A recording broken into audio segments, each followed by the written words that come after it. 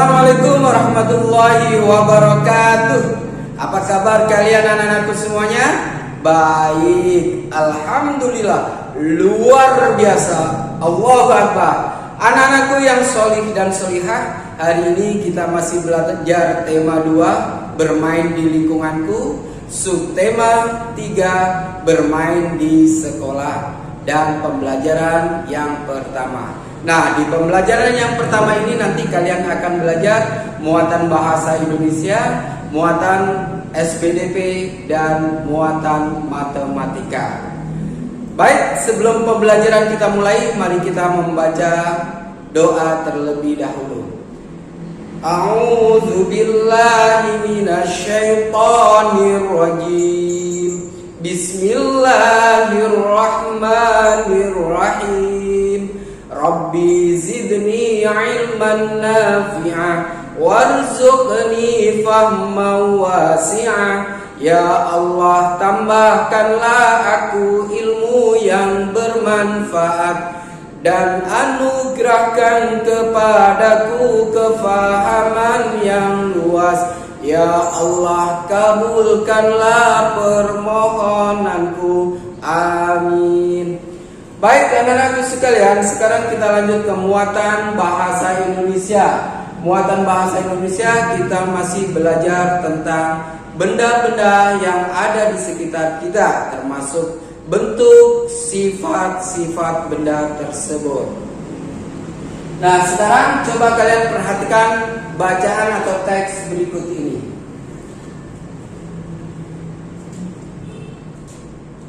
Bermain di halaman sekolah. Waktu istirahat tiba. Siswa kelas 2 bermain di halaman sekolah. Ada yang bermain kelereng, bermain tali, dan bekel. Benny, Edo, dan Udin sedang bermain kelereng. Benny sedang fokus menjentikkan kelereng. Edo dan Udin menunggu giliran sambil mengamati kelereng di dalam lingkaran. Banyak kelereng di dalam lingkaran, ada 6 butir. Siti, Mei, dan teman lainnya bermain lompat tali.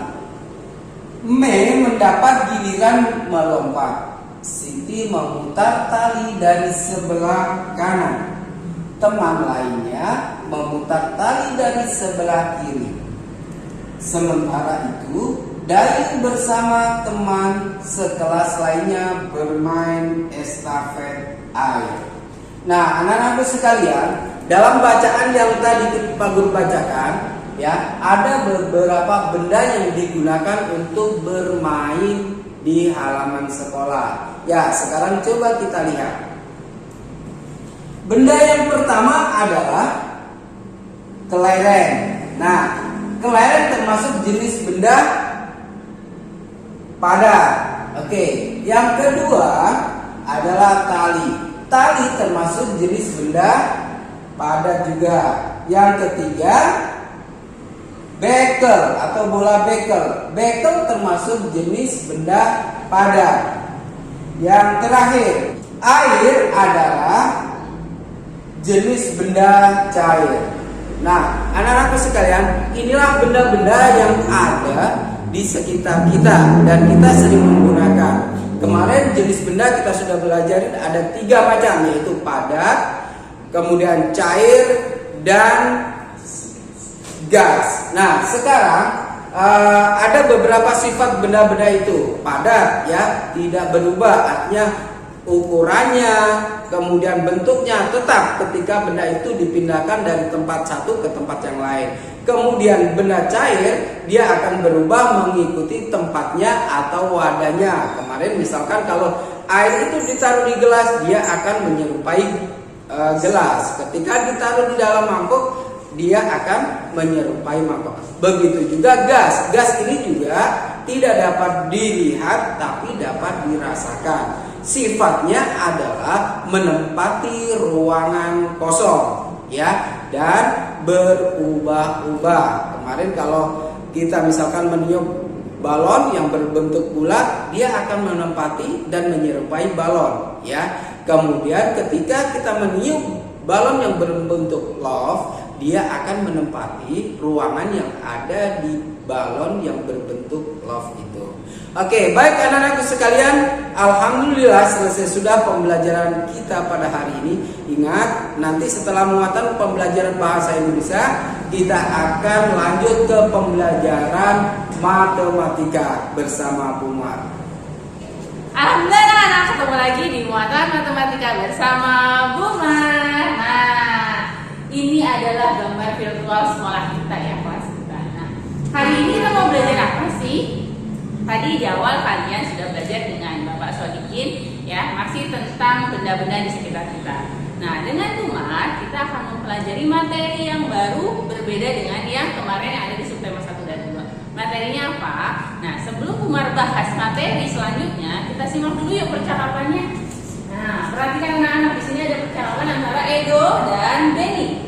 Nah, pertama, kamu masih ingat kalimat penutup paragraf pertama pada teks sebelumnya? Nah, tadi di bahasa Indonesia ada ya.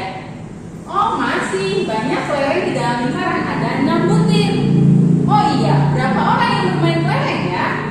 3 orang. Lanjut lagi. Bagaimana caranya membagikan 6 butir kelereng kepada 3 orang agar setiap orang mendapatkan kelereng sama banyak? Lalu tidak lama datang lagi. Nah, nih. Caranya setiap anak diberi 1, kemudian sisanya dibagikan lagi setiap orang 1 hingga habis. Berikutnya lagi. Nah, pengurangan berulang, 6 dikurang 3 dikurang 3 sama dengan 0, sama artinya 6 dibagi 3 sama dengan 2. Karena Mei melakukan 2 kali pengurangan, 6 dikurang 3 dikurang 3. Jadi setiap siswa mendapatkan 2 butir kelereng. Wah, sekarang kami sudah mengerti. Terima kasih Mei, sama-sama Benny dan Edo. Nah anak-anak, tadi kalian sudah menyimak percakapan antara Benny, Edo, dan Mei. Nah, kalau kalian simak baik-baik, tadi apa sih yang mereka bahas? Betul, pengurangan berulang. Apa sih pengurangan berulang itu? Nah, sekarang materi yang akan kita pelajari adalah mengenai pembagian ya. Nah, seperti tadi Mei katakan, pembagian itu adalah pengurangan berulang. Nah, pembagian adalah pengurangan berulang. Itu artinya pembagian itu adalah kebalikan dari perkalian. Kalau kalian masih ingat, perkalian itu adalah penjumlahan berulang, sedangkan pembagian adalah pengurangan berulang. Seperti yang tadi disampaikan. Ketika bermain ada 6 kelereng. Ini kelerengnya gede-gede dan punya salah, maksudnya ada gampang. Ada 6, 1, 2, 3, 4, 5, 6. Yang main ada 3, misalkan guru tulis A, B, C, ya kan? Ada 3 orang nih yang main. Supaya bisa dikembalikan masing-masing anak tuh dapat berapa? Misalkan kelereng yang pertama nih kita kasih ke A 1, coret ya. Yang ini kita kasih ke B 1, ini kasih ke C 1. Masih ada sisa 3 lagi. Kita kasih lagi yang ini ke A, ini kasih ke B, ini kasih ke C. Nah, jadi masing-masing dapat berapa? Mendapatkan 2 buah kelereng. Nah, kalau kita tuliskan kalimat matematikanya anak-anak, nih, kalimat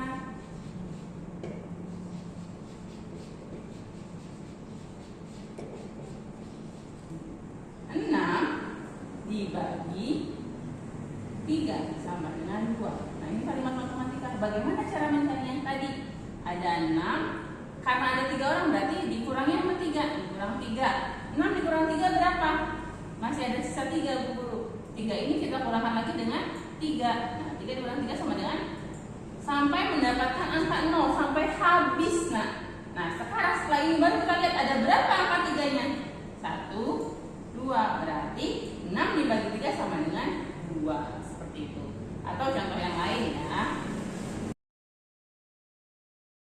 Contoh yang lain. 8 dibagi 4 sama dengan titik-titik. Nah, bagaimana sih kita supaya tahu 8 dibagi 4 itu berapa? Tadi kita lakukan pengurangan berulang. Caranya adalah angka yang di depan kita kurangkan dengan angka pembagi sampai dengan hasilnya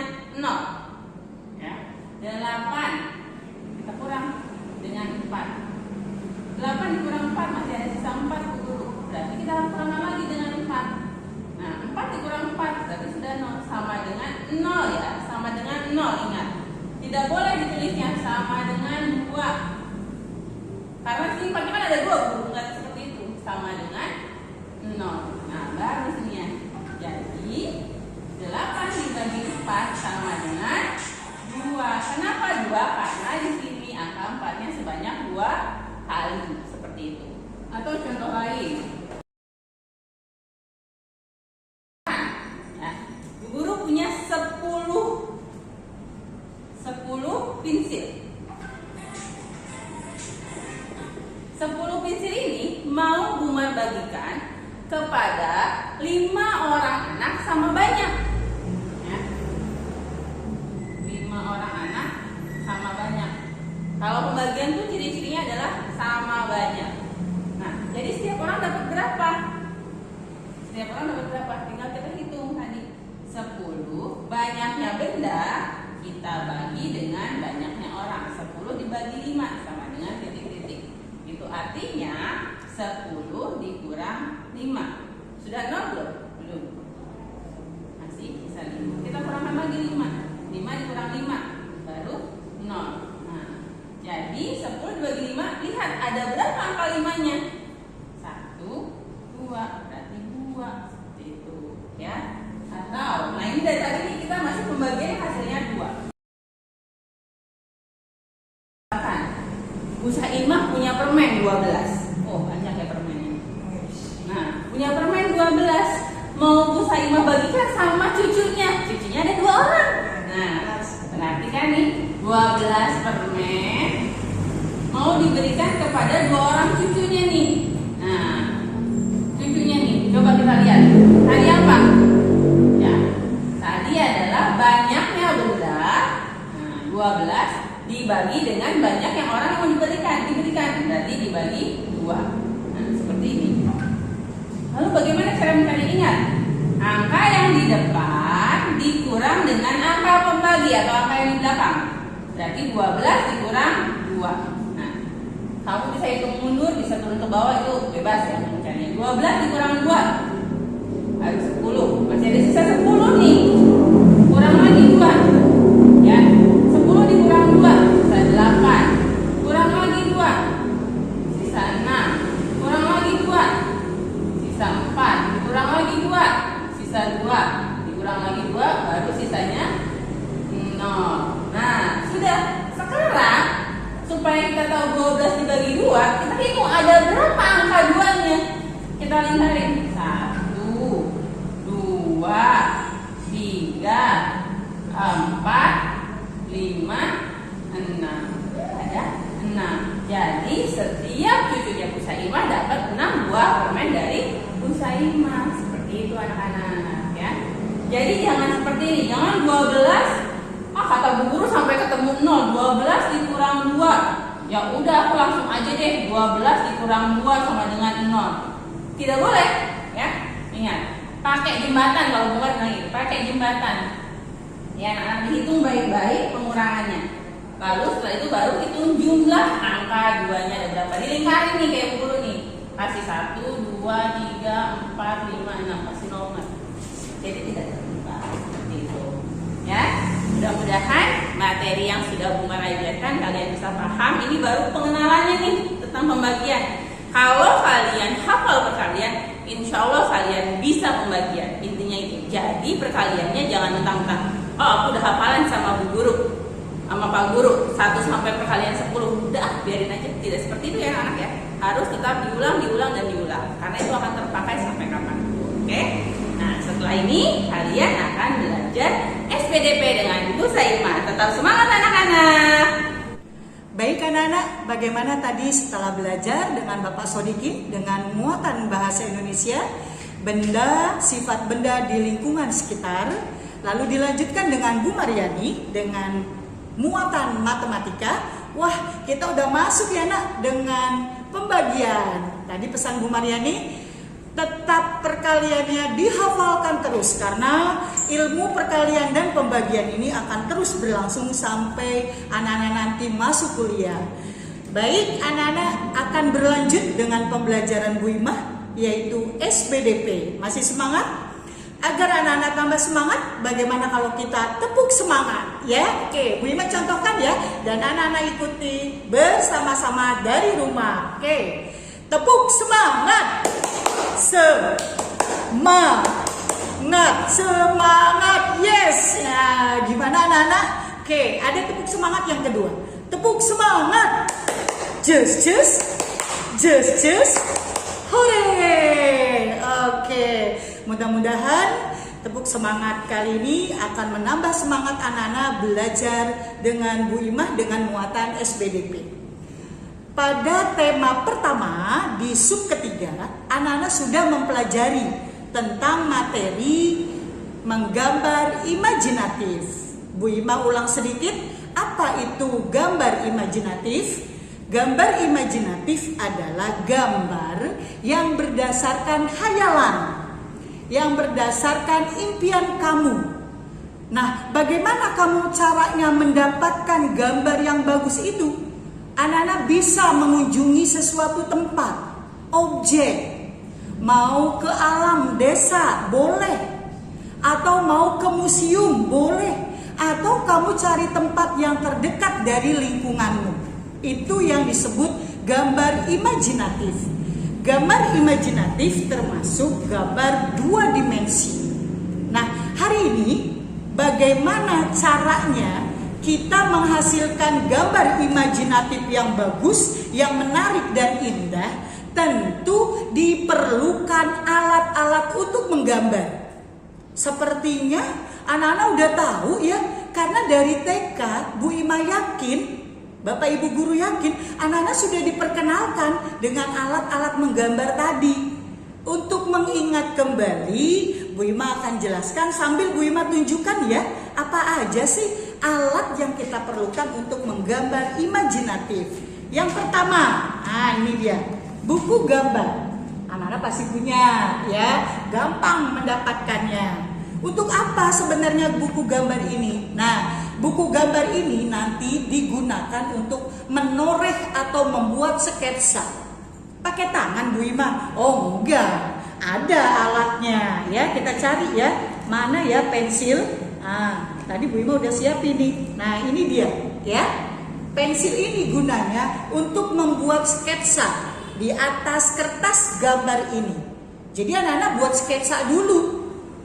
Objek apa yang akan kamu gambar setelah tadi kamu bayangkan, setelah tadi kamu hayalkan. Kamu pergi ke sebuah kampung atau desa. Wah, di sana banyak pemandangan yang indah Bu Imah.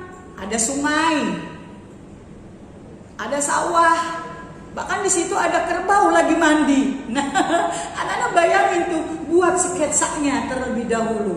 Nih, pakai pensil. Ketika anak-anak mungkin ada kesalahan, boleh kamu hapus, nggak apa-apa, ya. Ntar ya, Bu Imah buka aja. Nah, sketsanya, oh nggak bagus nih kayaknya, kok agak miring. Nah, kamu hapus gambar yang tadi kamu buat, ya. Terus juga ada penggaris. Anak-anak udah kenal ya untuk menggaris. Mungkin anak-anak membutuhkan gambar ini digaris terlebih dahulu. Silakan anak-anak garis. Nah, setelah sketsanya jadi, kamu buat apakah pemandangan alam atau apapun itu berdasarkan hayalan anak-anak. Apa seperti ini aja Bu Imah gambarnya?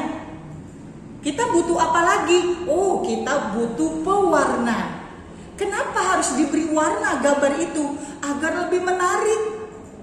Orang yang melihatnya juga atau Bapak Ibu guru yang akan menilainya, wah ini bagus sekali nih. Karena sudah diberi warna. Warna yang anak-anak bisa gunakan itu juga bermacam-macam. Tinggal disesuaikan selera anak-anak mau pakai yang mana. Nah ini Bu Imah sudah siapkan nih ya, krayon. Tapi mohon maaf ya, krayonnya sudah tidak lengkap karena sering dipakai. Nah ini dia. Oke, kamu ambil warna-warna yang menarik, warna-warna yang ngejreng, warna-warna yang mencolok, agar gambar itu lebih menarik. Jangan warna-warna gelap ya, Masa daun dikasih warna hitam, jalan dikasih warna abu-abu, ya? Kasih warna-warna yang bagus, kasih warna-warna yang lebih menarik. Atau anak-anak di rumah juga memiliki pensil warna seperti ini. Nah, boleh ya kamu gunakan. Tapi memang hasil dari pensil warna ini lebih halus, masih banyak putih-putihnya. Ini perlu tenaga ya, dan sering diraut ya. Kalau pensil warna ini tidak apa-apa dan perlu kesabaran. Jangan keluar garis ya pada saat memberi warnanya. Kamu mulai dari tengah ya.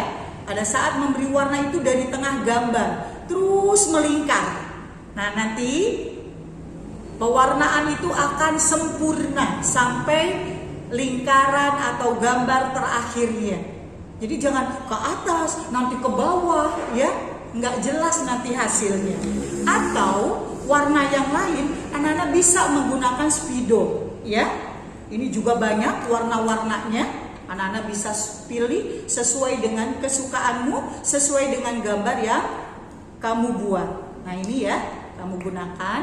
Ini memang hasilnya lebih terang ya, lebih tajam hasilnya, tapi kekurangannya nanti warna ini akan tembus ya di balik buku gambar ini kalau anak-anak menggunakan spidol ya. Kita beri kebebasan untuk anak-anak ketika nanti ada tugas untuk membuat gambar imajinatif ya. Bebas, kamu mau gambar apa saja sesuai hayalanmu. Juga bebas menggunakan warna-warna yang ada, warna-warna yang sudah kamu miliki di rumah ya. Mungkin itu penjelasan dari Bu Imah tentang gambar imajinatif. Sebelum ditutup, Bu Imah kasih contoh gambar imajinatif yang sudah dibuat oleh siswa SD Pelita.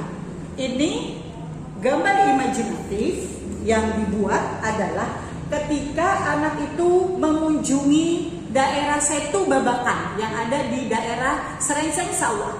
Apa yang dia lihat di sini? Apa yang dia lihat pada saat dia mengunjungi objek itu, maka dia buatlah dalam bentuk gambar imajinatif. Ini berdasarkan hayalan. Oh, di situ dia melihat ondel-ondel, maka dia buat ondel-ondelnya. Lalu di situ juga ada bemo, ya, ada yang sedang menari Betawi. Terus ada anak nih, ya, sambil duduk di atas roda ini, di atas mobil ini. Nah, itu hayalannya, maka dia tuangkan dalam bentuk gambar imajinatif. Boleh ya. Setu itu kan dekat dari sini. Tapi untuk sekarang ini jangan keluar dulu ya. Anak-anak mengamatinya atau melihatnya atau menghayalnya lingkungan sekitar saja. Ke taman ya, dekat rumahmu atau taman yang ada di rumahmu. Lalu kamu tuangkan dalam bentuk gambar imajinatif. Beri warna ya.